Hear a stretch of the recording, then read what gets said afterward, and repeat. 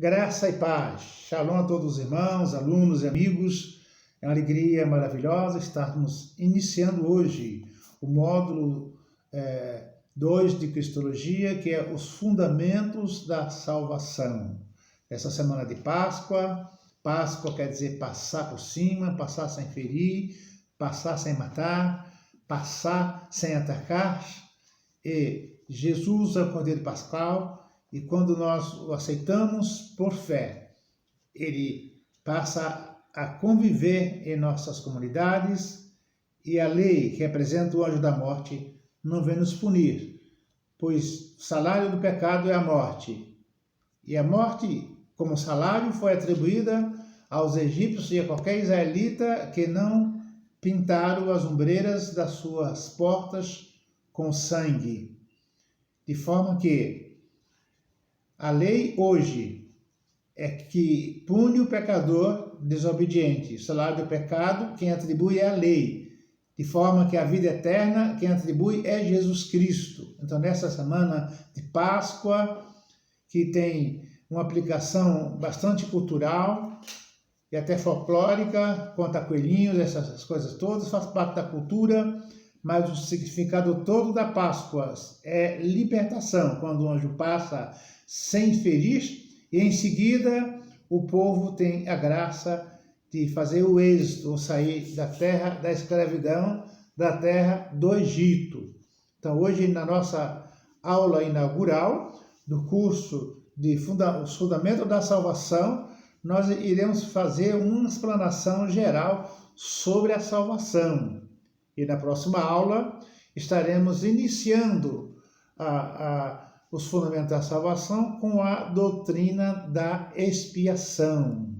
Chamo a todos. Divulgue então esses cursos, pois estamos ainda com as inscrições abertas e você pode renovar a sua fé e reciclar, você que é pastor, que é teólogo. Vamos então trabalhar os fundamentos da salvação, de expiação até glorificação. Mas hoje, por ser a primeira aula, ainda período de inscrição, e por ser Páscoa, nós iremos iniciar a aula falando sobre o conceito de salvação e as suas aplicabilidades. A tua salvação tenho esperado, ó Senhor. Gênesis 49, 18. A tua salvação eu tenho esperado, eu tenho aguardado, ó Senhor. Gênesis 49, 18. E tu, menino, serás chamado profeta do Altíssimo, porque irás ante a face do Senhor a preparar os seus caminhos para dar ao seu povo conhecimentos da salvação e na remissão dos seus pecados. Lucas 1, 76 a 77 se refere ao profeta João Batista, que foi o introdutor do Evangelho, que preparou o cenário para que Jesus entrasse com um projeto universal, projeto eterno de salvação. João Batista pregava o Evangelho, começou a pregar o Evangelho do arrependimento. Profeticamente, ele estava atuando e fundamentando no tempo a mensagem da salvação, conforme Isaías 42 e seguintes fala do Evangelho da consolação, o Evangelho do livramento, o Evangelho do perdão, pois todos os israelitas, mesmo os sábios rabinos, esperavam um Messias que viesse restabelecer o reino terreal, o reino histórico, o reino militar de Israel. E se avaliarmos a Bíblia a partir do Antigo Testamento, verificaremos que Jesus, como Messias, que quer dizer o Cristo, e Cristo quer dizer o ungido do Senhor, e toda a noção de reino no Novo Testamento tem essa visão de que o reino estaria na direção e alicerçado na obra redentora do Messias. Messias em hebraico, a transliteração de hebraico, e Christus no grego, que é a mesma coisa, é o ungido do Senhor. Então, ao longo da Bíblia, temos a ideia de reino ideal na perspectiva humana, que é o reino teocrático.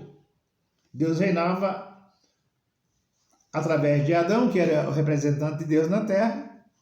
Quando surge Israel, o período dos juízes, Deus reinava através dos juízes, isso é um período chamado teocrático, um reino teocrático. E quando os israelitas pedem um rei, aí se estabeleceu a monocracia, quando a teocracia terminou e o povo passa a ser governado por um rei. Mas foi o rei de Davi que passou a ser sinônimo de um rei ou de um reino ideal na perspectiva humana. E Davi, ao falecer, deixou Salomão, mas Salomão frustrou a Deus e aos israelitas, e ficou essa ideia de que viria aos moldes de Davi, que implantaria uma monarquia permanente. Então aí surge a ideia, o messianismo, que era aquela esperança nascida no cativeiro babilônico, de que os israelitas seriam salvos pelo Messias, que estabeleceria as fronteiras definitivas do reino de Davi, do reino de Israel. O grande período dos Macabeus, Jonas Macabeu, Judas Macabeus, gerava a expectativa que seria eles o Messias. No tempo de Jesus, vários vieram dizendo que era o Messias, que seria o Messias no sentido humano, que ele estabeleceria o reino em Israel.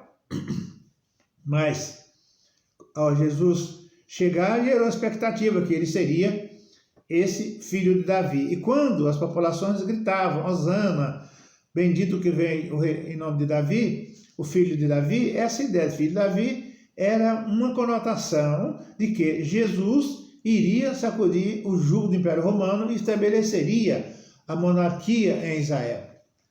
E quando Jesus começou a dizer que seu reino não era deste mundo, que seu reino era espiritual, as pessoas começaram a se frustrar, inclusive o seu grupo apostólico.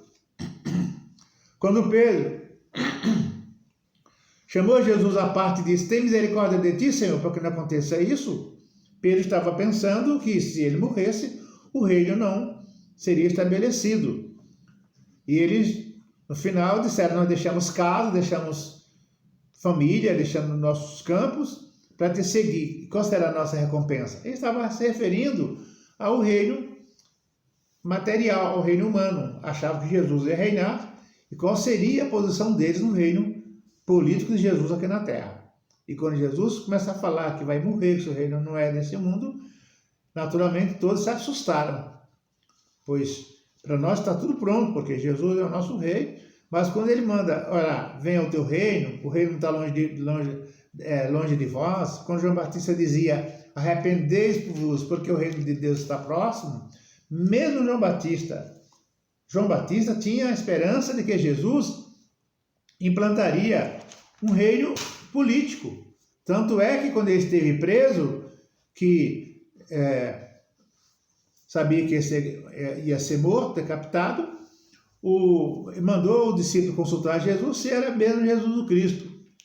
Ele não duvidava de Jesus o profeta, mas ele estava com dúvida se Jesus era o Messias no sentido político, que iria libertar os israelitas, e talvez alimentava alguma esperança de que, se Jesus estabelecesse o reino naquele tempo, ele seria liberto da prisão, do jugo romano. E a resposta de Jesus foi na perspectiva espiritual. Digam a João que o evangelho é pregado aos pobres, os demônios são expulsos, os pobres são curados, os leprosos são purificados. E é estranha essa resposta. Ele não disse que eu estou preparando um exército, logo eu vou expulsar os romanos.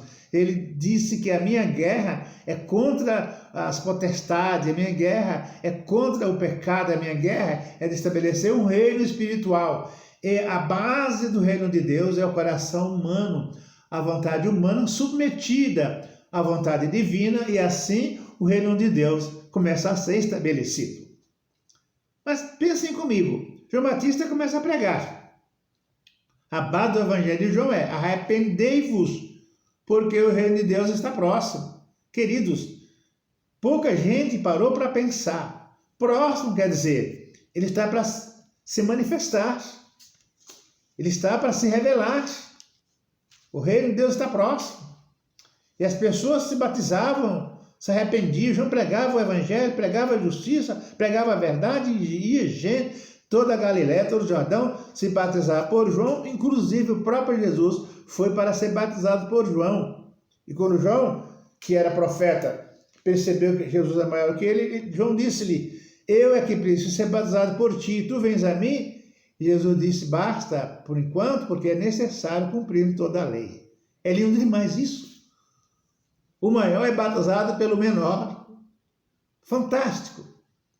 E logo que Jesus foi batizado por João, ele foi batizado com o Espírito Santo, que é a unção, representa a unção para o Rei Messias.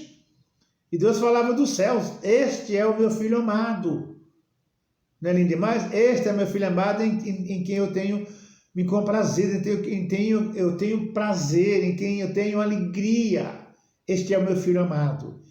E ali se manifesta a primeira profecia em relação ao Rei Messias.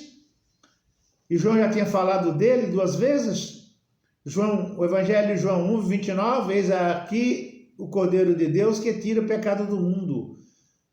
Depois 1:36, eis aqui o Cordeiro de Deus que tira o pecado do mundo. Também João, como último profeta, apontando para Jesus como o Rei Messias, que não ia matar soldados, mas iria salvar soldados, que não iria destruir família, mas iria edificá-las. Do Rei Messias, que não ia matar políticos, mas iria convertê-los, que não ia matar o capitão de 100 ou de 50 como Elias. Ele ia salvá-lo como o centurião, que na hora que Jesus morreu, encontrou a salvação e sai batendo no peito, glorificando a Deus, dizendo: verdadeiramente este homem é o Filho de Deus. Veja a diferença. Elias mata capitães, Jesus salva capitães, Jesus salva generais. Paulo fala que pela sua vida, toda a guarda de elite, toda a guarda pretoriana foi evangelizada por Saulo. E a história conta de São Sebastião, que era um dos comandantes que foi grandemente atingido pela fé e se tornou um grande soldado do evangelho. São Sebastião, esse santo católico que a Igreja Católica venera, nós não conhecemos, mas foi um verdadeiro santo pregador. Ele era um dos comandantes da guarda pretoriana. Feita essa introdução, entendamos. E quando Jesus começa a pregar, e retoma a mensagem de João, pregando o evangelho do arrependimento, percorrendo toda a Judéia e as cidades circunvizinhas. E qual era o teor da pregação de Jesus? Arrependei-vos, porque o reino de Deus é chegado. Teólogos, professores de teologia, vejam que coisa fantástica. Arrependei-vos, porque o reino de Deus é chegado. João pregou: o reino de Deus está próximo. E Jesus começa a sua pregação: o reino de Deus é chegado. Qual é a diferença? Que João, como o profeta segundo a antiga dispensação, estava profetizando de uma nova dimensão de fé. Até ali, as pessoas se orientavam pela lei, se justificavam através da expiação mediante sangue de animais. Dali para frente, a salvação seria mediante a fé em Jesus Cristo, que seria oferecido como Cordeiro de Deus que tira o pecado do mundo. E reino, João prega reino e Jesus prega reino. Na concepção de João e dos judeus, reino era mais autoridade militar, autoridade política, mas reino na dimensão de Jesus era reino espiritual. O reino de Deus é chegado. O reino de Deus está sendo implantado e ele passa a pregar e não vai treinar pessoas para formar um exército que usa o escudo, que usa carros de guerra, que usa cavalo, mas iria treinar um grupo de pessoas que usariam como armas a espada do Espírito, pois eles ministrariam as boas novas da salvação. Quando o exército está pronto, o comandante vai dirigi-los ao batismo de fogo, que é a primeira batalha, o primeiro combate. E quando o exército de Jesus ficou pronto, ele dá a ordem lá em Mateus 28, dizendo: ide por todo o mundo. Viu que lindo? O reino vai ser implantado em toda a terra. O reino vai ser implantado em todo mundo. Ide por todo o mundo. Pregai o evangelho. Batizando-as em nome do Pai, do Filho e do Espírito Santo. Não é nem demais? Ide por todo o mundo. Essa é a ordem, a dimensão do novo reino. O reino de Deus. Pois a plantação desse reino é para unir pessoas à vontade de Deus, que Paulo fala lá em 2 Coríntios 5, a partir do 17, que Deus nos deu o ministério da reconciliação, como se Deus estivesse clamando pelo nosso intermédio, reconciliar-vos com Deus. Esta é a implantação do reino de Deus. Ele diz: e agora quem está em Cristo, nova criatura é. As novas criaturas do reino de Deus são aquelas que nasceram do Espírito, nasceram da água do Espírito, conforme Evangelho de João, capítulo 3. Quem não nascer da água e do Espírito não pode ver o reino. Quem nascer da água do Espírito não pode entrar no reino. E aí, minha irmã, meu irmão, o quanto você está no reino é mediante o nascimento do alto. É mediante o nascer pela fé, que é um dos fundamentos da salvação, chamado regeneração, que iremos trabalhar minuciosamente ao longo dos nossos cursos, das nossas aulas. O vocábulo salvação tem vários significados na Bíblia Sagrada.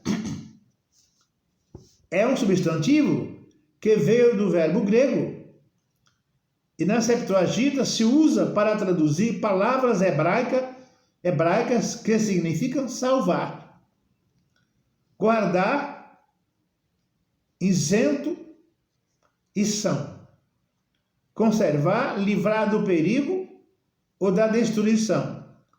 É o antônimo de apolomia, que significa destruir, arruinar. De onde nos vem o nome Apolion, que quer dizer destruidor? É um dos nomes de Satanás. Então é fantástico, gente, essa introdução, mas já é maravilhosa, né? Essa palavra, então, no verbo hebraico, quando a gente lê, aqui é um substantivo, na Septuaginta, que usa a palavra hebraica para traduzir, que significa salvar, guardar, isento e são, sem corrupção, sem mácula, sem mancha, livrar do perigo ou destruição. E é o significado, ou é o antônimo dessa palavra, desse significado, é apolomia, que significa destruir, arruinar, matar, que vem de Apolion, que é um dos nomes de Satanás, conforme Apocalipse, capítulo 9, versículo 11. No Novo Testamento, algumas vezes, sem entregar essa palavra, com sentido de salvar ou livrar de perigo ou destruição, temos várias referências, Mateus 8, 25, 14, 30, 24, 22, Atos dos Apóstolos 2, 27, 27, 20 e 30. Também é empregada para indicar cura, salvar da doença, também é empregada no Novo Testamento para significar cura. Como salvar da fome é isentar da fome. Salvar da morte é conservar a vida. Salvar da doença é empregar a cura. Isso já, vejam bem, Mateus 9, 22, nesse sentido, significa cura tanto física como espiritual. A doença espiritual que afeta todas as instâncias do ser humano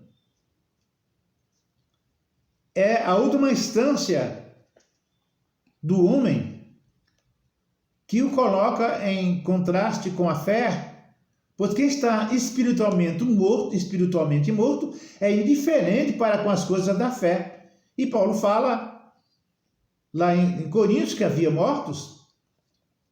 Lá nas igrejas do Apocalipse, Jesus fala de uma igreja que estava morta,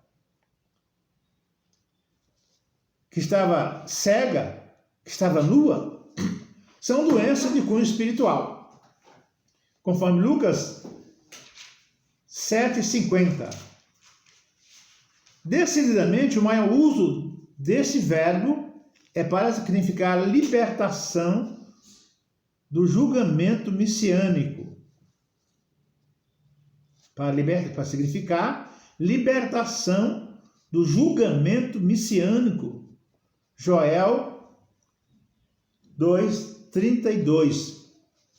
Joel 2,32. Livrar de males que obstruem o livramento messiânico, a salvação messiânica, conforme Mateus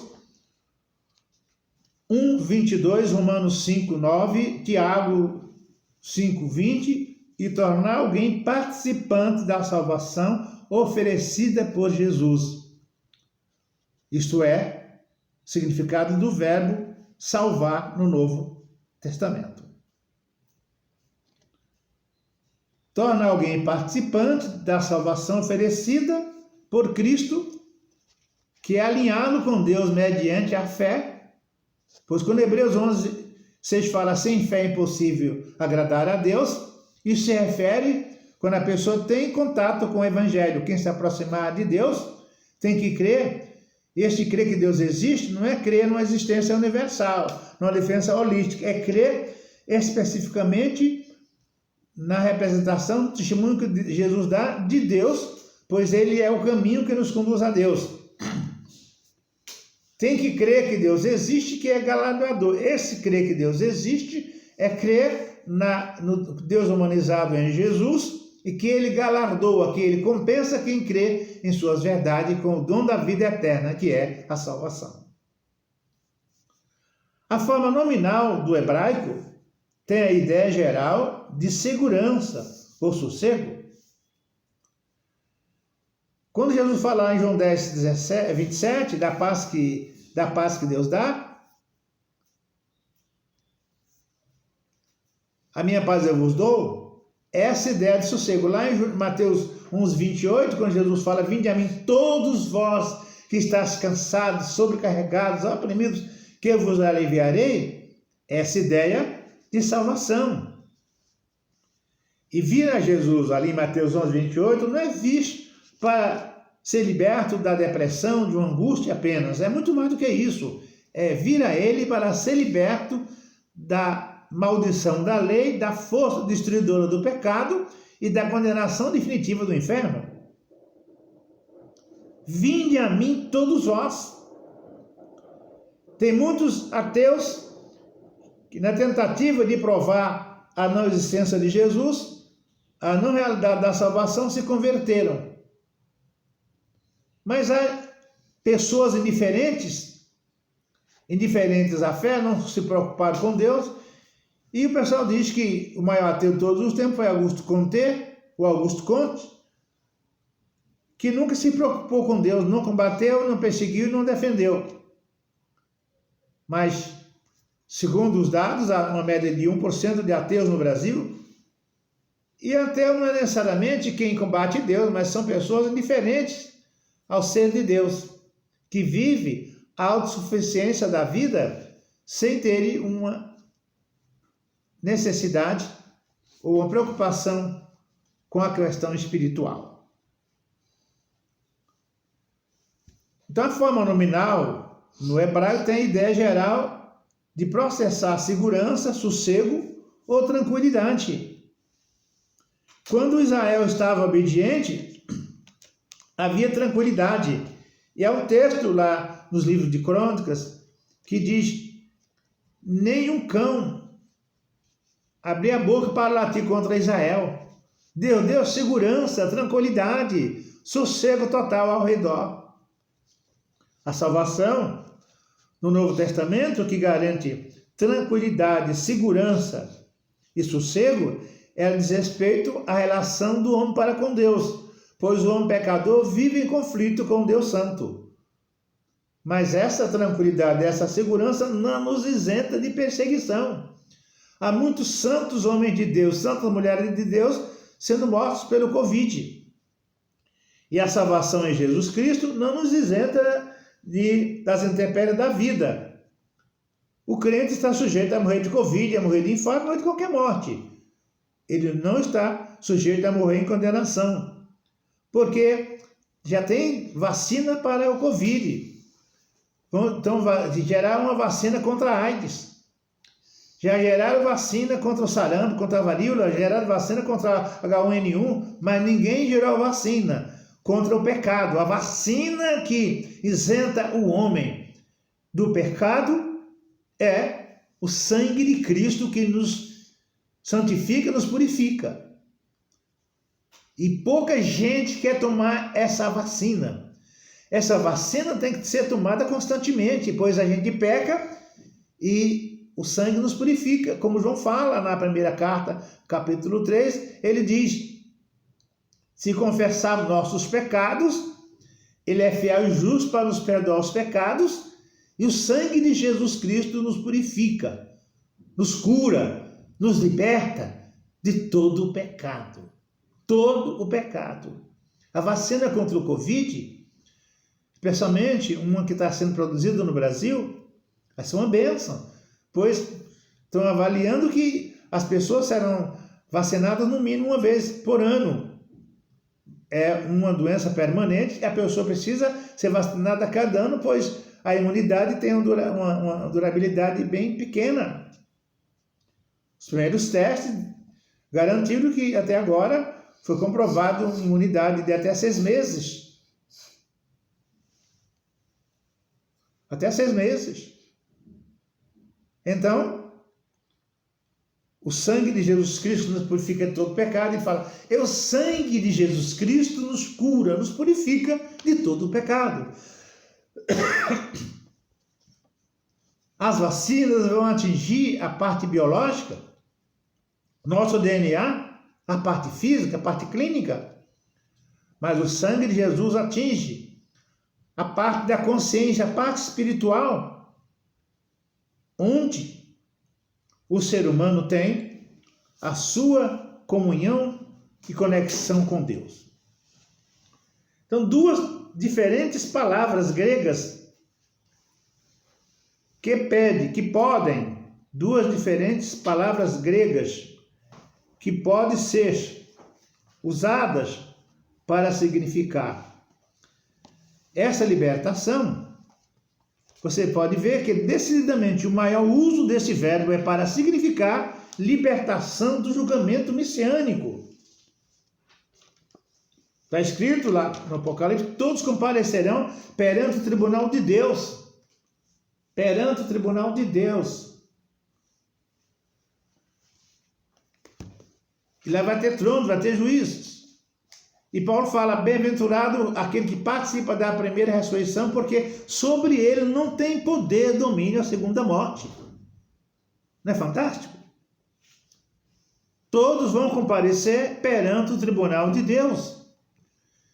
E Jesus hoje atua como Salvador, mas lá ele vai atuar como juiz, como promotor. Boa coisa é estar reconciliado, é estar em paz, é viver em alegria com o favor da humanidade, enquanto ele age, enquanto ele atua como Salvador. Da forma hebraica, que tem ideia geral de segurança ou sossego ou tranquilidade, conforme Êxodo 14, 13, 1 e 2 Samuel 22, 51, enquanto a forma grega denota segurança ou saúde. Segurança ou saúde. Conforme Lucas 1, 69 e seguintes. Duas diferentes palavras gregas, olha que duas diferentes palavras gregas pedem nota especial.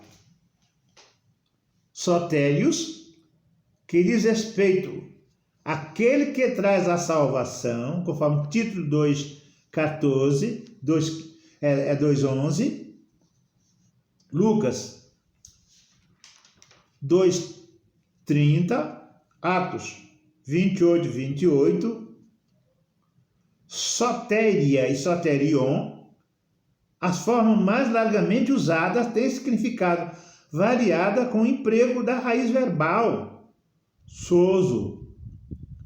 Às vezes significa livramento ou preservação de inimigos, Atos 7,25, ou preservação da vida física,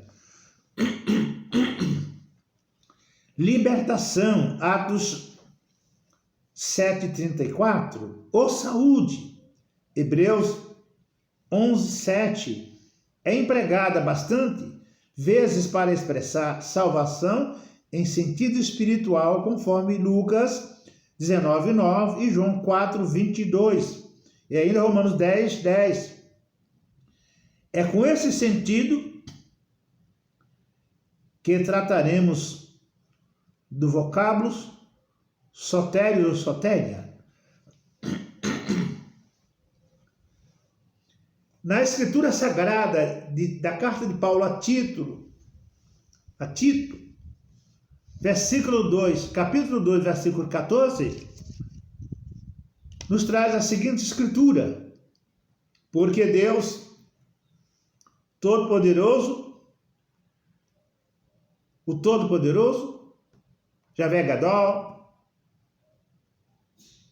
Todo-Poderoso de Israel,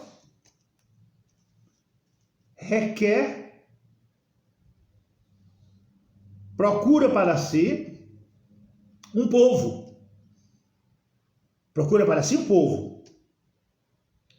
Um povo todo dele.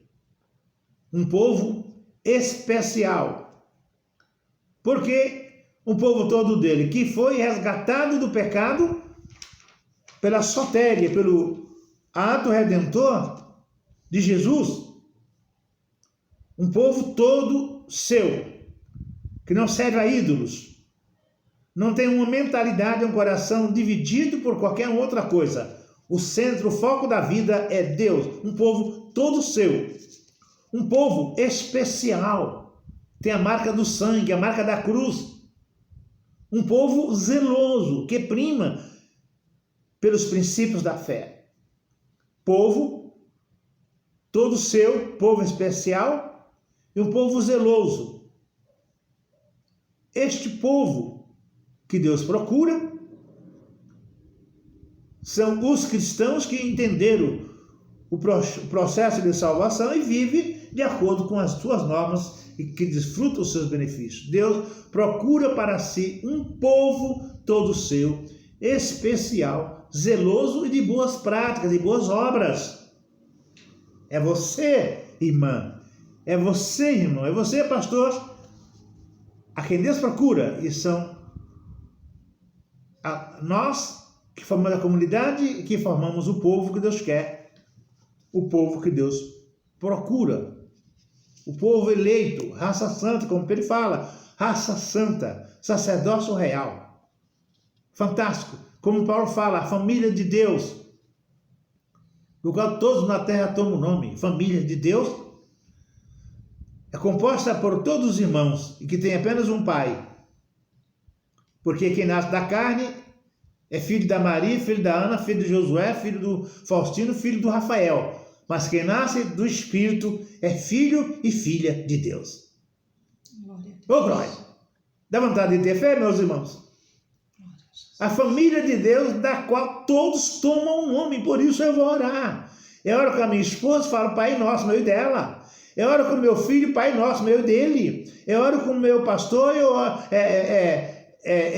Pai Nosso, meu e dele. Eu oro com o meu primo, é Pai Nosso, meu e dele. Eu oro com a minha irmã, é Pai Nosso, meu e dela. Você vai orar hoje, olhando para os seus entes, com a tua esposa, que é teu semelhante, tua semelhante, distinguindo que ela é um ser limitado, que sofre, que geme, mas que é filha, é salva pelo sangue do Cordeiro. E você vai ver nela a sua imagem e semelhança, resultado da obra redentora de Jesus Cristo, e vai poder orar: Pai nosso, distinguindo este Pai que estás nos céus, reverenciando este Pai, dizendo: santificado seja o teu nome. O filho respeitoso, de alguma maneira, honra o pai, honra a mãe. E o crente temente honra o pai e a mãe, mas honra primeiramente a Deus, santificando o nome de Deus nos seus pensamentos, sentimentos, palavras, atitudes e comportamento. O que eu faço honra ou desonra a Deus. O que eu penso honra ou desonra a Deus. O que eu falo honra ou desonra ao Pai Celestial. E quando eu digo santificado seja o teu nome, é a forma como eu vivo, como eu penso, como eu falo, no que diz respeito à minha conexão com Deus, que é Pai de todos, como Paulo fala lá em Efésios 4, uma só fé, um só batismo, um só Deus e Pai, que é Pai de todos. Aí eu falo Pai nosso, santificado, reverenciado, magnificado, respeitado, distinguido, seja o teu nome. O teu nome. Yahvé Gadol, Yahvé Rafá, distinguido. Yahvé Eloi, o que olha para o fraco e se compadece para o irmão prostrado por Covid, o irmão que está passando fome. Aquele que manda água no deserto e manda alimento, quando não há nenhum restaurante, como manteve Elias durante muitos dias, quando não tinha carne, não tinha pão, e ele foi alimentado de manhã e à tarde com pão e carne trazida por corvos. É um paradoxo na cultura humana, porque é uma contradição. Não sabemos que corvo coma pão, mas come carne, que é o alimento principal. Mas olha o paradoxo. E o cérebro não vão entender. Olha, meu querido, a coisa que você não entende, você só começa a entender quando você crê. O cientista crê que há a probabilidade de descobrir alguma coisa através dessa vacina, dessa pesquisa. Se ele não crê, ele desiste. E a nossa comunicação com Deus é uma questão de persistência. Você tem que crer para entender. Você entende porque você crê. Você crê na pesquisa que vai dar certo. Então você vai entender por crer. Você vai pesquisar, você vai porque você crê. Crê que é provável você chegar ao resultado. Então Hebreus reforça de novo essa ideia. Quem se aproximar de Deus tem que crer. Então eu pesquiso a Bíblia crendo que isso vai me levar a algum lugar. E leva de verdade. Então essas formas que são largamente usadas têm significado variado, com o emprego da raiz verbal, souzo, e às vezes significa livramento, preservação dos inimigos. A tríplice natureza da salvação. Fantástico. A tríplice natureza da salvação. Infelizmente, de modo comum, damos à salvação, a palavra salvação, um único sentido.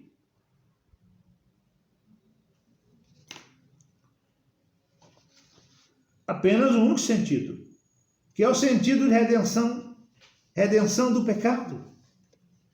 Redenção é um fundamento.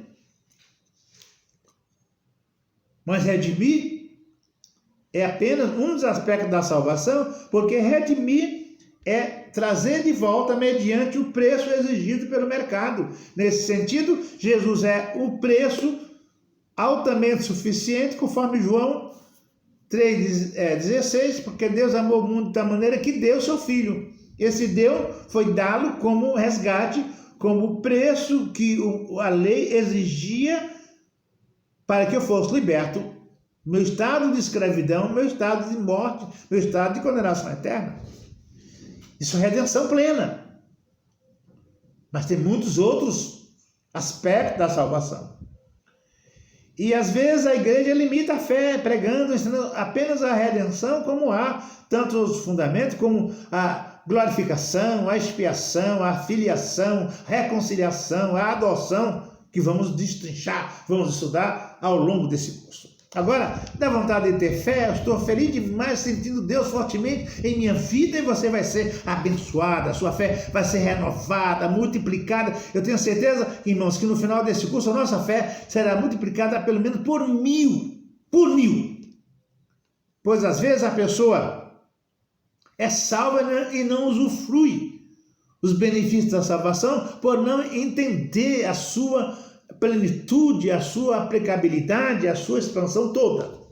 Que a partir de hoje a nossa vida vai mudar, porque iremos esmiuçar pela graça divina, Deus vai alongar a nossa vida para entender profusamente os fundamentos da salvação. Então, a tríplice natureza da salvação, infelizmente, de modo comum, damos à palavra salvação um único sentido, que é o de redenção do pecado. Mas um exame mais cuidadoso do emprego dessa palavra e de seus equivalentes revelará que se emprega o vocábulo salvação para expressar 3 ideias diferentes, 3 ideias fundamentais. Agora, não dá vontade de estudar? Você está sentindo Deus, vai sentindo Deus porque Ele está presente, porque Ele manifesta uma palavra, Ele age pela palavra, salva pela palavra e Ele cura pela palavra.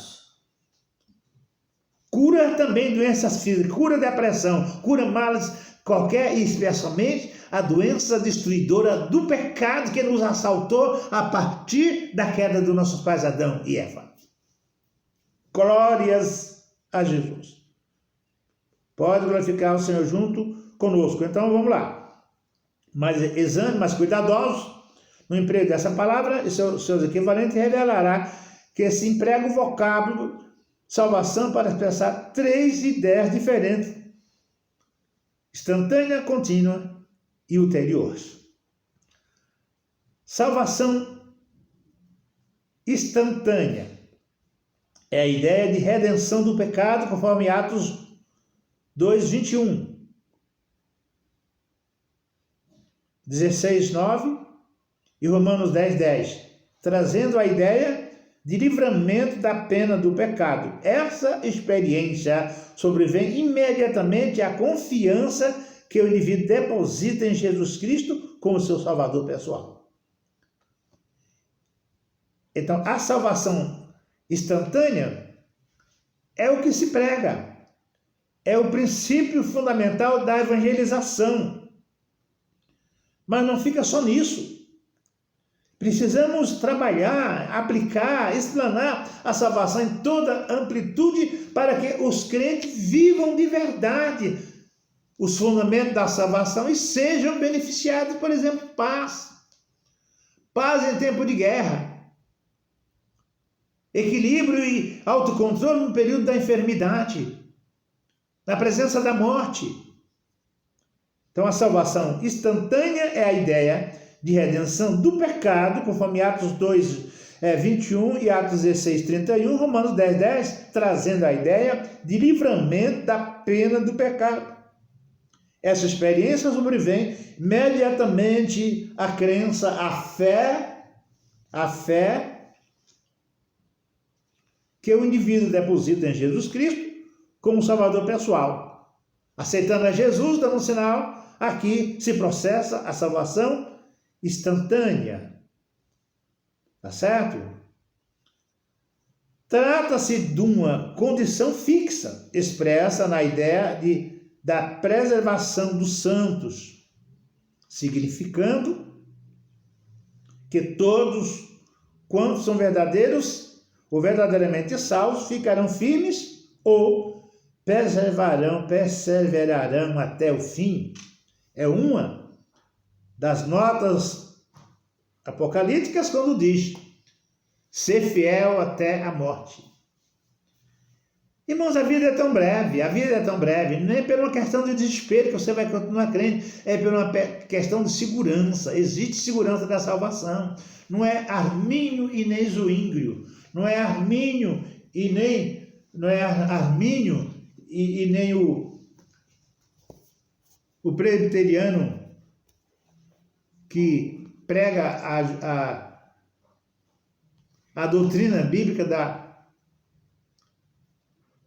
escolha antecipada, não é? O querido irmão Calvino, que prega a doutrina, a escolha antecipada, mas não é Calvino, não é Armínio. A suficiência da salvação em termos de doutrina está na Bíblia. E os irmãos brigam porque creem na doutrina calvinista e tem alguma base bíblica. A gente briga com os irmãos arminianos que tem alguma base bíblica. Não é alguma base bíblica, tem que ter total base bíblica. Se você não entendeu a doutrina do livre-arbítrio, não tem problema, entenda a doutrina da salvação. Se você não entendeu a ideia de doutrina da livre escolha, ou da predestinação, aliás, da predestinação ou livre escolha, não tem problema, você está salva baseada na inteireza da fundação, da salvação bíblica. E tem um monte de irmãos brigando, presbiteriano, batista brigando, queridos. Antes de Calvino, do querido irmão Calvino, a igreja era salva sem ser presbiteriana. Antes de Armínio, a igreja era salva sem ser assembleana ou sem ser batista. Qual era a doutrina da igreja de Éfeso? Fundamento dos apóstolos. Qual era a doutrina da igreja de Atos? Fundamento dos apóstolos. Qual era a doutrina da igreja de Bereia, da igreja de Colossos, da igreja de Filipenses? Qual era, meus irmãos, meus amigos teólogos, meus amigos doutores, qual era a doutrina da igreja de Armínio? Os fundamentos dos apóstolos. E às vezes eu brigo tanto para ser calvinista, para ser presbiteriano, eu brigo tanto para ser arminiano, para ser luterano, para ser metodista, que eu me esqueço de fundamentar a minha fé, fundamentar a minha cristologia, fundamentar a minha prédica, meu querigma, no fundamento dos apóstolos. Se você é calvinista, amém. Calvino também fundamentou a sua fé na doutrina dos apóstolos. Você é luterano, amém. Mas Lutero fundamentou a sua fé na doutrina dos apóstolos. Se você é metodista, amém. O Hélio foi muito crente, muito abençoado, mas fundamentou a fé dele na doutrina dos apóstolos. Lutero, Calvino, Zwinglio, Armínio, João Wesley e qualquer outro grande teólogo, qualquer grande reformador, foram intérpretes da doutrina dos apóstolos. Então, meus irmãos, antes de conhecer Armínio, eu conhecia a Bíblia. Antes de conhecer Calvino, eu conhecia a Bíblia. Antes de conhecer Armínio, eu conhecia a Bíblia. E qual é o fundamento da fé faustina? Perguntaram, você é calvinista? Não, eu sou biblicista. Eu sou apostólico em termos de fundamentação da fé. Seja batista, seja presbiteriano, seja um bom luterano, mas fundamente a sua fé. Você conhece todas as normas, o credo dos apóstolos, você conhece todas as normas dos concílios, concílio de Eustefália, concílio de Niceia, e às vezes a gente não conhece os fundamentos dos apóstolos, como Lucas conta e registra lá em Atos capítulo 2. O segredo de uma igreja cristã não é a linha reformista que ela segue, mas é a linha bíblica que ela segue. E a linha para todas as igrejas cristãs está lá em Atos 2,42, quando Lucas conta como ele ensina. Ele fala, todos os fiéis permaneciam unânimes na doutrina dos apóstolos, nos ensinos dos apóstolos, isso é, fundamentos apostólicos. Todos permaneciam unânimes na oração. Tá certo? Agora, nesse período de pandemia, tanta confusão, alguém que profetiza que vai ter maior desastre, vai morrer gente na fila, morrer gente na padaria. Queridos, a morte é uma causa natural e Deus não vai ficar profetizando a toda hora, mandando o cara profetizar a toda hora. Tem gente querendo não querendo tomar vacina, tem gente aí, autoridade não querendo tomar vacina. É uma conspiração, uma loucura contra a ciência, contra o bom senso. Vamos tomar juízo, meus irmãos. A profecia que é de Deus, ela vai se cumprir, porque ninguém profetizou que ia ter o Covid. Porque ninguém revelou que ia morrer milhões de brasileiros antes de estar morrendo gente. É fácil dizer que vai acontecer quando já está acontecendo. Mas a nossa preocupação não é agora falar que vai morrer mais gente, vai morrer menos gente. A questão é quem vai morrer sem o Evangelho. Quem está morrendo sem conhecer Jesus? Enquanto as pessoas desentendem, as pessoas brigam por conta de profecias, por conta de quem revelou primeiro, quem revelou mais, está faltando pregar a doutrina da salvação, que pecado ainda é pecado, que blasfêmia ainda é blasfêmia. O pastor que errou a profecia lá, falou que Deus mentiu para ele, isso é um desacato enorme. Pediu desculpa para os pastores, pediu desculpa para os irmãos e acusou a Deus. Ele está pior do que Jó. Misericórdia desse irmão, pastor, que disse que Deus mentiu para ele. E o profeta fala, Deus não é filho de homem para que se arrependa, não para que minta, Deus não mente.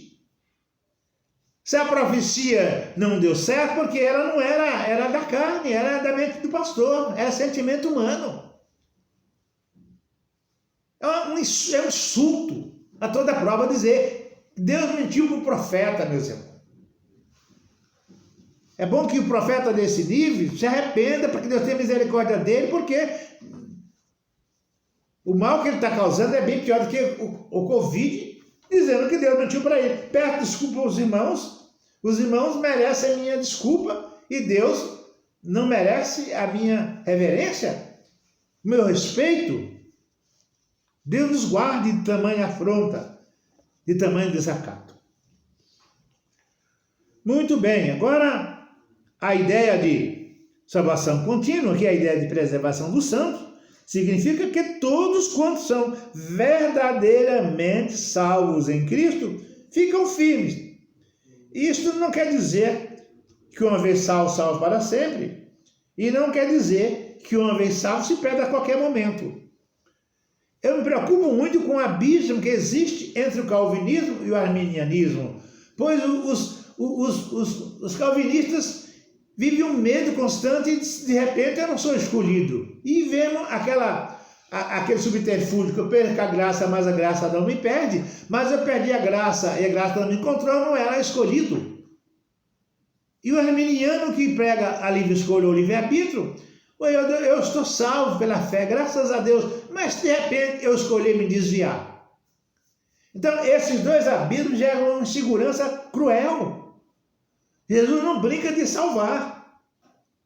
Eu não vou dizer que uma vez salvo, salva para sempre, porque se é livre escolha, enquanto eu não for glorificado, eu posso optar a não ser salvo, pois eu tenho livre-arbítrio. Mas a felicidade só é legítima quando a gente pode escolher. O que é imposto não gera felicidade, porque é imposto. Quando Paulo fala em Efésios 5, 22, mulheres em tudo sejam submissas, Paulo não diz isso. A tradução está desatualizada, Paulo diz mulheres em tudo estejam de acordo com os vossos maridos. Paulo está querendo dizer que a mulher deve viver em harmonia com o marido, como a igreja está sujeita em harmonia com Cristo. Porque sujeito é uma imposição, e a igreja não é sujeita, a igreja não é escrava, a igreja é promovida ao amor e promotora do amor, liberta por amor, pois o amor não escraviza, o amor livra, o amor liberta.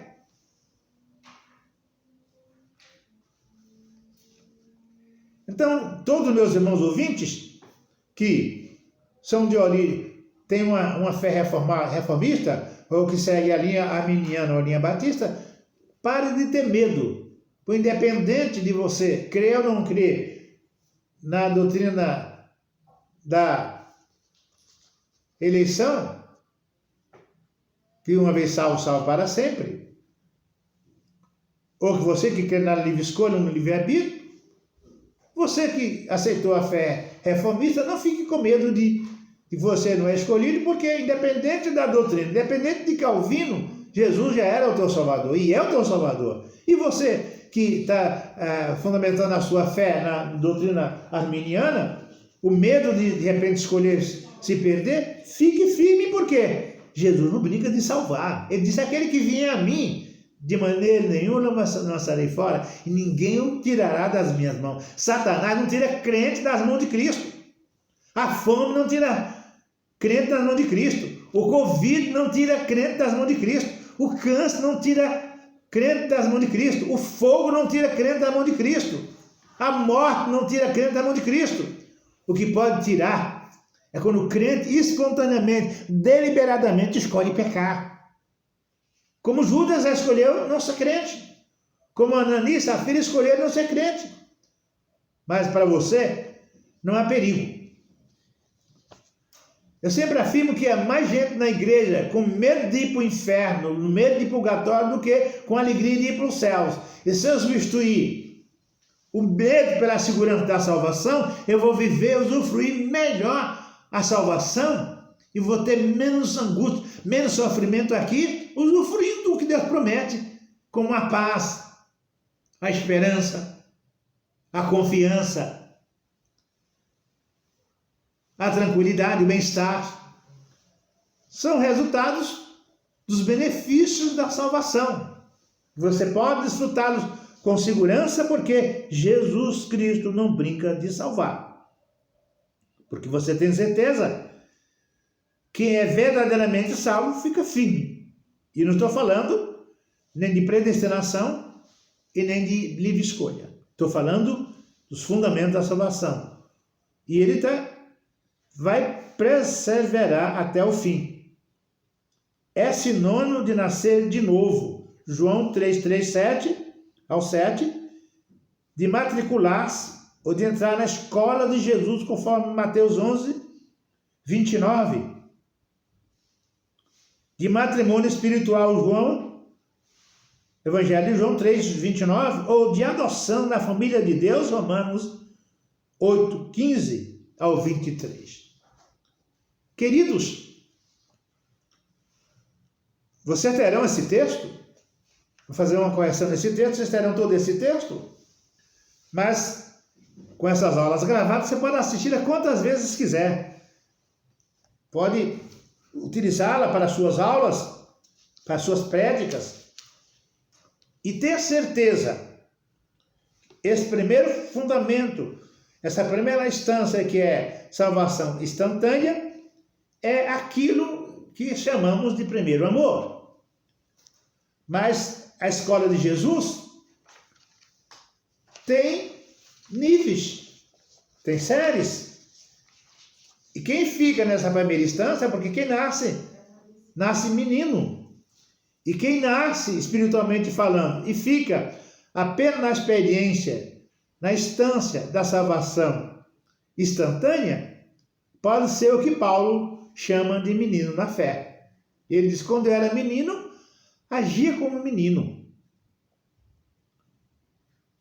Vamos trabalhar muito também no curso de inteligência emocional, a maturidade cristã, maturidade espiritual. Quando você fala de menino, menino aqui pode chegar até a adolescência da fé. E o adolescente cresce, o adolescente é saudável, o adolescente é grande, é inteligente, é esperto, mas tem necessidade de desenvolvimento até atingir a maturidade. E por falta de estudar, por falta de conhecer as Escrituras, especialmente os fundamentos da salvação, há muita gente com 30 anos de crente que ainda é adolescente, 50 anos de crentes e ainda é adolescente. A pessoa que diz que Deus mentiu é criança na fé. Esse querido pastor que profetizou que ia morrer gente na padaria, gente no supermercado e falou que Deus mentiu para ele, é uma criança na fé. Falta maturidade. Queridos, a maior profecia é a Bíblia. E a Bíblia fala, Mateus 23 fala de praga, de peste. Pregue isso, você não precisa inventar. Fala coisa que Deus não mandou falar. O Covid é uma das muitas pragas que fala. Por isso, o Covid colocou o mundo inteiro de joelhos. Não há grande, não há rico. Estados Unidos é a maior nação do mundo. Alemanha, Japão, China, Itália, Espanha, países que são... O Brasil é um dos maiores afetados hoje, mas o Brasil é de terceiro mundo. E os grandes países, maior potência do mundo, morreu mais gente. Morre senador, morre presidente, morre médico, morre enfermeiro, morre pobre, morre rico. É verdade que os mais pobres são mais afetados porque não tem pronto atendimento. Mas o Covid nivela todos. E é um juízo de Deus. Está escrito lá, né? O fim vem. E o fim está chegando, meus irmãos. É hora de fundamentar a sua esperança em Cristo. Independente do Covid. Independente da sua condição social. Independente de ter comido, não ter comido, independente de ser jovem, ser criança, fundamentar sua esperança em Deus. Ser fiel até a morte. E a morte vem para todos. Ninguém veio para esta terra e vai ser imune à morte. Todos nós morreremos fisicamente. O problema é morrer espiritualmente ou passar pela segunda morte, que é a separação definitiva de Deus, quando a pessoa passar pelo juízo, onde Cristo, Filho de Deus, será o juiz. A segunda instância da salvação é a salvação contínua. Salvação contínua.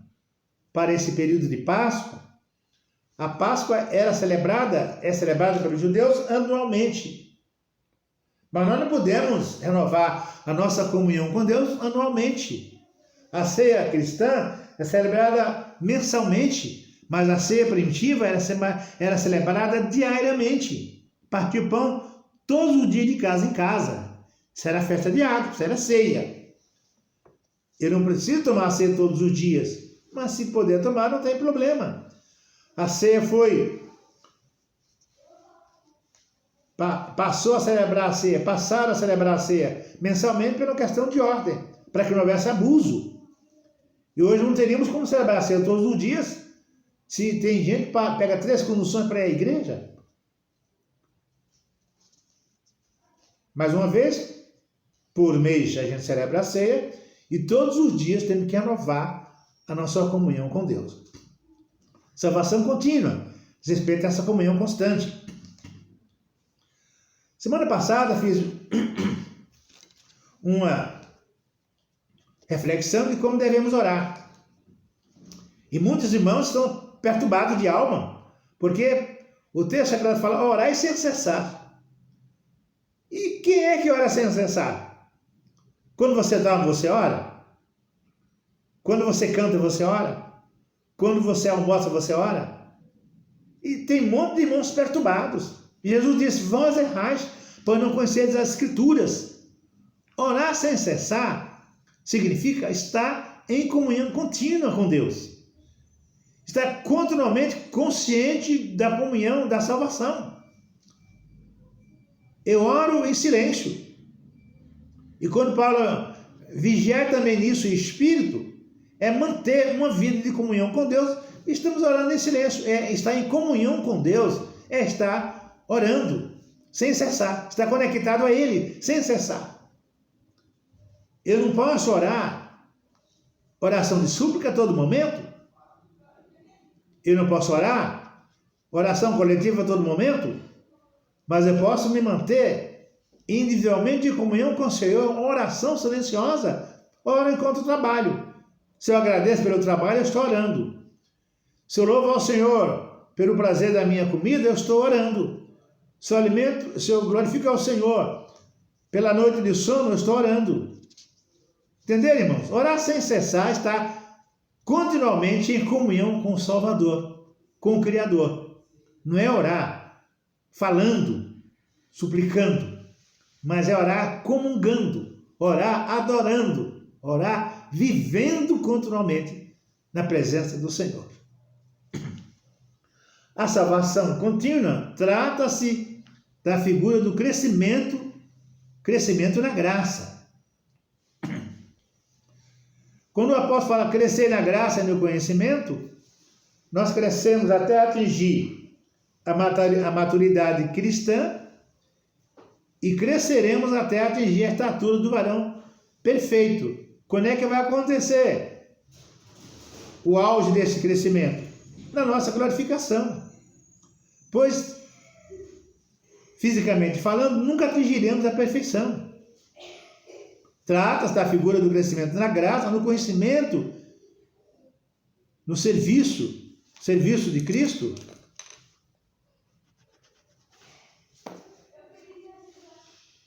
E para Cristo. Conforme segundo Pedro 3,18, Filipenses 2,12 e Hebreus, e toda a carta de Coríntios, no capítulo, especialmente no capítulo 1, segundo aos Coríntios, no capítulo 1, 6 e seguintes. Neste ponto é que não poucos erram, deixando de compreender a relação das obras com a salvação, ao passo que a alma é liberada imediatamente da punição do pecado pela graça, mediante a fé, conforme Efésios 2, 8 ao 13. A doutrina católica prega um purgatório após morte, póstumo. Purgatório. Todas as pessoas passarão por purgatório, todas. Mesmo santos, papa, padre. Essa é a visão católica. E na visão evangélica, que é equivocada, muitos pregam purgatório aqui. O irmão vai sofrer, vai passar Covid, vai passar fome para aperfeiçoar a salvação. Queridos, isso é errado. Jesus foi e será um Salvador suficiente. A fome não salva pessoas. O Covid não salva pessoas. Quem salva é Jesus Cristo. Ele é o Salvador. Então, a igreja não pode se isentar de dar cesta básica, assistir as viúvas, assistir os órfãos, em suas necessidades, socorrer os irmãos. Tem um monte de gente que não é crente, um monte de gente que não é igreja, um monte de gente que não é religioso, está ajudando a comunidade. Gente doando, empresários doando dinheiro para os governos, dinheiro para campanhas como da Band, cestas básicas, chocolate, doando alimento. E essas pessoas estão fazendo o bem, uma obra que vão ter o galardão, pois está escrito, aquele que der um copo d'água para um desses pequeninos não perderá o seu galardão. Então Deus está olhando com misericórdia para milhões de brasileiros bondosos, piedosos, que estão fazendo piedade e ajudando a comunidade. E nós, a igreja, não podemos ficar de fora, pois quando a gente prega o dízimo, temos que pregar também a finalidade do dízimo. Trazer todos os dízimos à casa do tesouro, para que haja alimento na casa do tesouro. E alimento não é barra de ouro, não é conta bancárias. A igreja tem que aplicar parte do dízimo no socorro às viúvas, no socorro aos órfãos e aos necessitados. Se eu prego o dízimo, tiro oferta, aí vou tirar oferta para a assistência social. A assistência social era feita a partir dos dízimos. Lá em Jerusalém tinha um monte de pessoas viúvas, e Jerusalém socorria os irmãos de várias regiões, e outras regiões socorreram Jerusalém em tempos de guerra.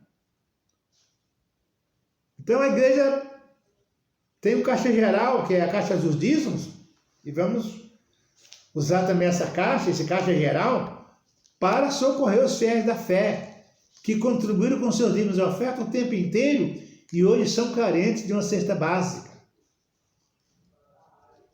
Isso é obra. Porque o irmão que está sofrendo, ele não está sofrendo para aprimorar a sua salvação, porque ele crê num Cristo altamente suficiente. O purgatório católico é mais coerente. Se você vai passar por um estágio lá para se salvar, e nós evangélicos pregar um purgatório aqui, que o crente tem que passar pelo vale, passar no forno, passar no deserto, passar fome para ser salvo, isso não é verdade.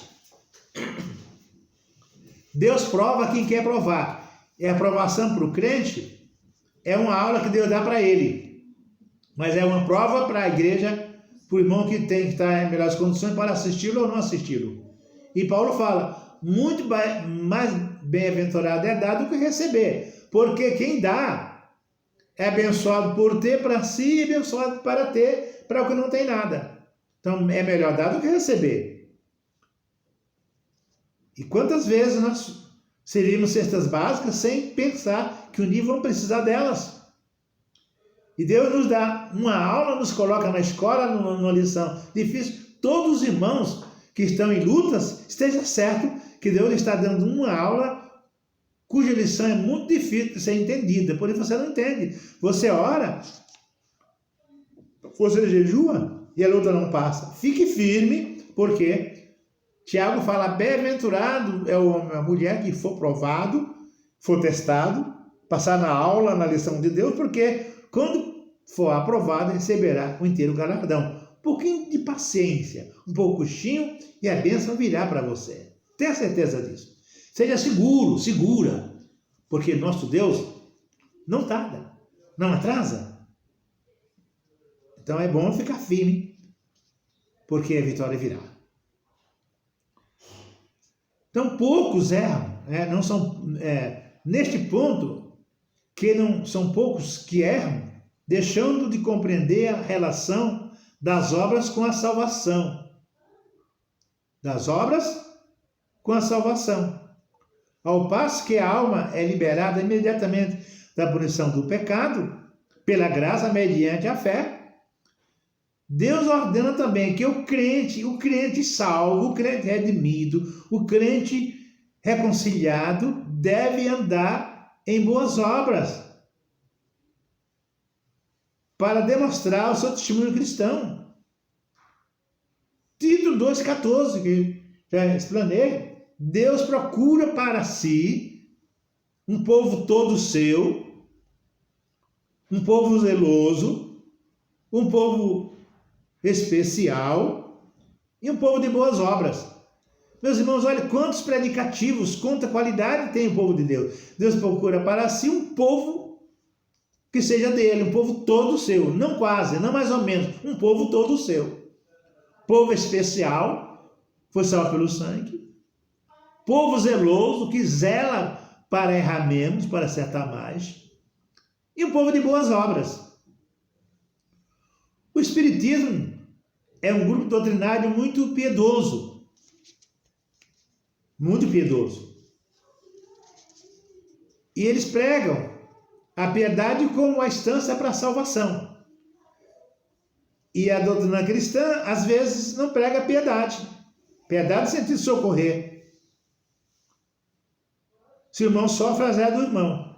Não é azar do irmão, azar é meu. Porque eu tenho como socorrer e não socorro. Os irmãos se lembram da parábola do samaritano? Pois passa o sacerdote, oficial religioso, passa o levita, auxiliar religioso, e o samaritano, que era um crente de quinta categoria, se compadece e ajuda o homem ferido. E Tiago vem ao nosso auxílio agora dizendo, o escritor de Tiago diz, a verdadeira e pura, imaculada religião, presta atenção, é socorrer os órfãos e as viúvas em suas necessidades e se guardar da carnalidade, da corrupção mundana. ele ainda diz que quem é religioso refreia a sua língua. E às vezes eu critico todo mundo, né?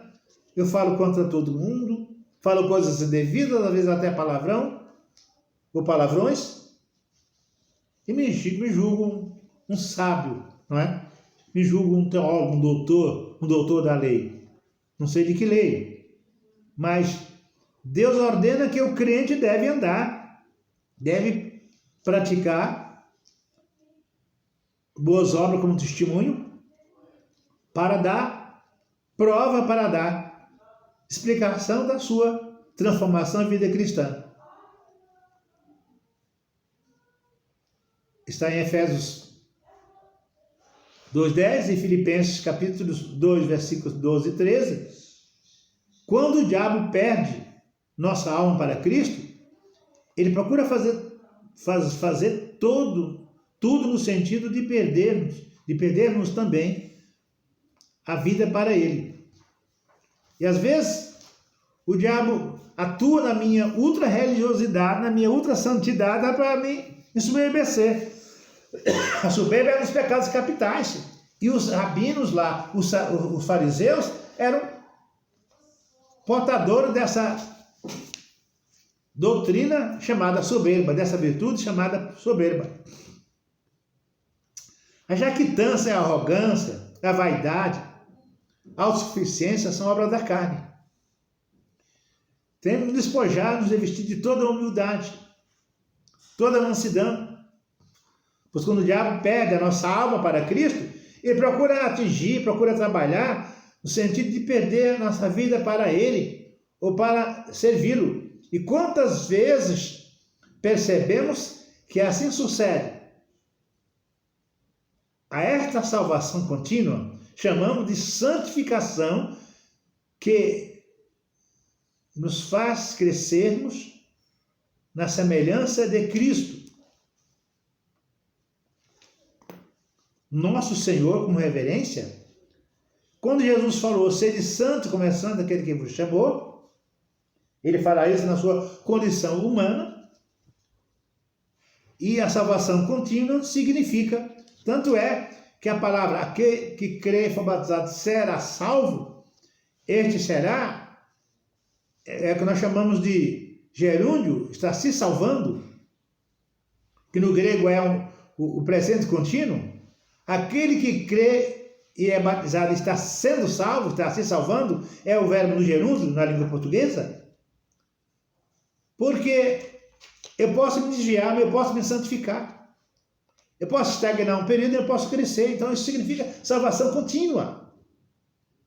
A salvação instantânea no momento em que eu crio em Jesus. Porque se a pessoa creu agora e morrer, está salva como um dos ladrões da cruz. A salvação contínua garante imediato perdão. Quando a pessoa confessa seu pecado para um homem, uma pessoa humana, ela leva tempo para processar o perdão. Mas pecado confessado diante de Deus é pecado perdoado. Deus não leva nem um segundo. Quando a confissão foi feita, Deus acabou de perdoar o arrependido. Foi assim que o homem da cruz se salvou, quando ele disse, lembra-te de mim quando chegaram no teu reino. Faltava 3 horas para o final do dia. E Jesus morreu 3 da tarde. Jesus falou, ainda hoje estarás comigo no reino de Deus. Irmão, não dá vontade de ter fé, ter certeza que você pediu perdão, Deus te perdoou. E Paulo fala, assim como Cristo vos perdoou, perdoai uns aos outros. Meu Deus do céu. E como é que Cristo nos perdoou? Cristo nos perdoou sem condição. A mulher fala para o marido, eu vou te perdoar se você não esquecer mais do meu aniversário. Se você. Isso é estabelecer condições. Mas quem foi perdoado tem que mudar de atitude, pois se eu me arrependi de verdade de um erro, eu tenho que provar isso na mudança de vida. E às vezes o marido pede perdão e continua a ser bruto, a ser agressor, a ser mau em relação à esposa, em relação ao irmão, ou a mulher pede perdão e continua a ser agressiva em relação ao marido. Perdão, ter perdão, pedir perdão significa mudança de atitude. e é o encontro do certo. Não é um constrangimento apenas, não é chorar. Perdão implica, convenção é mudança de vida, é mudança de posição, é uma conversão de 180 graus. Então, quando o diabo perde a nossa alma para Cristo, ele luta para nos ganhar de volta. Os irmãos que leram, que devem ler, eu até recomendo para todos, o livro O Progresso do Peregrino. Ali mostra a tentação quando a gente passa pela salvação instantânea e a salvação contínua, quando o adversário nos tenta para nos trazer de volta para o seu lado. E a vida cristã é uma luta contínua. Gosto de dizer que o crente tem uma guerra individual, ele e o adversário. E às vezes está a esposa, está o filho, está a igreja, mas a luta é individual. E cada crente tem a sua luta individual. Às vezes, ser crente é estar no ringue. Nós e o adversário. Nesse ringue, você bate, você apanha. Eu bato quando obedeço, quando me humilho, quando me sujeito a Cristo. E a quarta instância da salvação é o que chamamos salvação ulterior, que trata da consumação. Ulterior é final, é última. Quando está escrito que Jesus é o consumador da fé, autor e consumador da nossa fé, é salvação ulterior. Ele produz a fé, ele a aplica no sentido de produzir a salvação final através da glorificação dos nossos corpos. É lindo demais, não é, meu irmão? Você viu seu ente querido falecer de um acidente, o rosto desfigurado. O que morreu de Covid, que você não pode olhar a face, não pode tocar no seu ente querido. E tantas pessoas morrem, convalescem durante meses, anos na cama e morrem, abatidos, o corpo inchado e desfigurado. Quando a salvação ulterior acontecer na glorificação, todos ressuscitaremos sem trauma, sem marcas, sem calvície, sem óculos. O que morreu cego vai nascer com uma visão maravilhosa. Quem era careca vai nascer com cabelo semelhante a Cristo.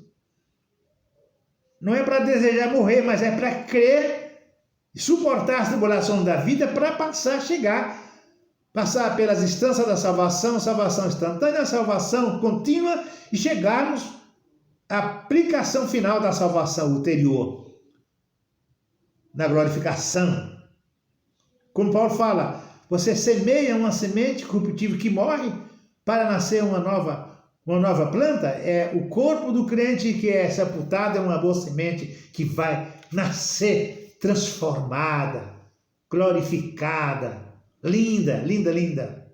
Não é para ter vontade de morrer, para ter vontade de ter fé. Você vai viver para praticar essas três instâncias, três níveis da salvação. Então, salvação ulterior trata da culminação derradeira do processo redentor, o total dos benefícios da salvação no céu, que será a herança de todos os remidos, consoante a fidelidade com que serviram a Cristo, conforme Romanos 13, 11 e 1 Tessalonicenses 5, 9 e Hebreus 9, 28 e Apocalipse 12, 10.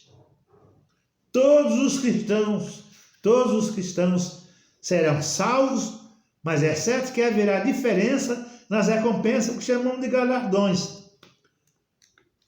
A esta fase final da salvação chamamos de glorificação, ou a realização completa do significado da salvação. Agora, examinemos mais de perto cada um desses aspectos da salvação para maior conveniência. Consideramos essas três fases sobre dois aspectos: a salvação no tempo e a salvação na eternidade. Salvação no tempo, você está salvo enquanto vive, está salvo enquanto dorme, está salvo enquanto está internado, mesmo entubado ou entubada, está salvo enquanto caminha, enquanto trabalha. São dois aspectos, duas cabeçalhos da salvação. Salvação no tempo, o tempo cronos, e no tempo kairos, o tempo da eternidade, e a salvação na eternidade. Não é fantástico? Um culto maravilhoso, como agora, nesta aula, começa e termina. Sentimos a presença de Deus, daqui a pouco vou encerrar essa aula, já pensando na próxima, porque eu tenho certeza que Deus vai encher a sua vida. Coloca essa aula em sua casa, no Viva Voz. Encha a casa de verdade, convide seus filhos, seus amigos, faça o culto com esta aula, louve ao Senhor pela veracidade, pela segurança da salvação.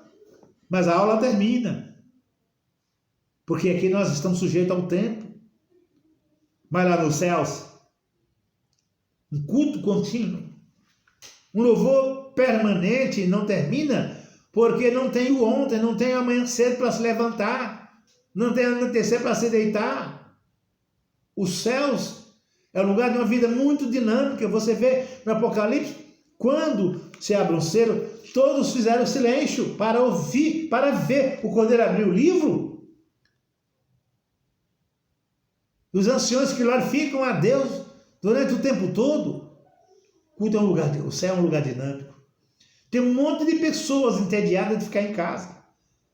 Esse período longo de quarentena, de feriados, a gente até pede. E várias vezes eu pensei que hoje era domingo, porque são tantos feriados que você já fica confuso, tem que ir lá no calendário para ver que dia é. E as crianças falam, eu estou entediado, a esposa fala, eu estou entediado, quer sair um pouco ver o feito, mas não tem para onde ir, não tem como sair. Até quem tem dinheiro não tem o que comprar, quem tem dinheiro não compra porque não tem dinheiro, e quem tem dinheiro não compra porque não tem onde comprar. Tem gente que não passeia porque não tem onde passear, não pode passear, e tem outros que tem dinheiro, não pode passear, não pode viajar. Isso é entediante aqui. Nos céus não terá isso.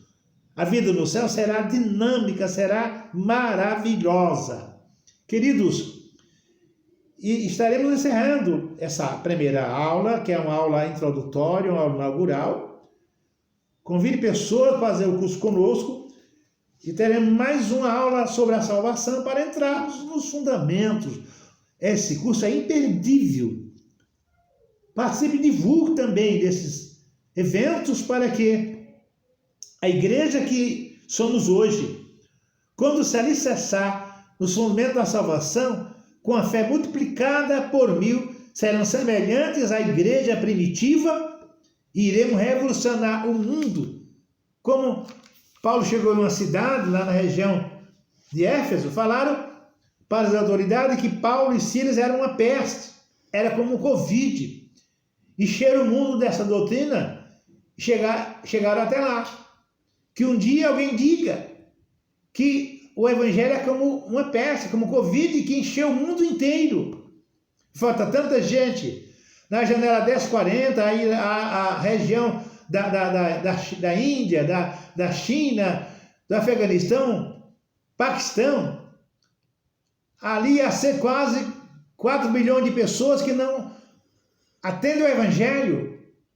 Tem uma igreja subterrânea, uma igreja escondida, mas o evangelho não é pregado abertamente porque não tem liberdade religiosa. O mundo islâmico, que não se pode pregar, porque ser islâmico é ter a cidadania, a cidadania árabe, e quem se converte, perde a cidadania, pode ser morto, pode ser deportado.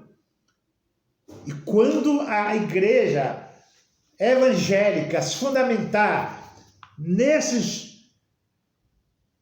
fundamentos, se alicerçar nessas bases da salvação, essa igreja vai passar a ser como a igreja primitiva, pois ela tem fé, ela ora, ela jejua, mas ela precisa se voltar para os alicerces da salvação para assumir Porque se clama por avivamento, se clama por evangelização, mas o que precisamos mesmo é alicerçar esta fé de forma tão grande nos alicerces da salvação, que viemos a cantar como Paulo: quem nos separará do amor de Cristo? Ele fala: a fome, a guerra, o Covid, as trevas, a altura, a profundidade, nada. Isso é válido para hoje. Nada, nada e nada, nada vem nada, nada multiplicado com nada, todos nada, todas as coisas, nada nos separará do amor de Deus em Cristo. Vamos fazer o nosso lema de fé e encerraremos essa primeira aula de os fundamentos da salvação na doutrina bíblica chamada soteriologia. Pai eterno, nós oramos agora por todos os irmãos e irmãs que estão aflitos, que não compreendem o momento que estão passando, pelos enlutados, as pessoas em UTIs, pelos trabalhadores da frente da área da saúde, esses verdadeiros soldados, médicos, enfermeiras, assistentes, administrativos, toda essa gente que são os lutadores de frente, todos os familiares que perderam entes queridos, tanta gente do mundo inteiro.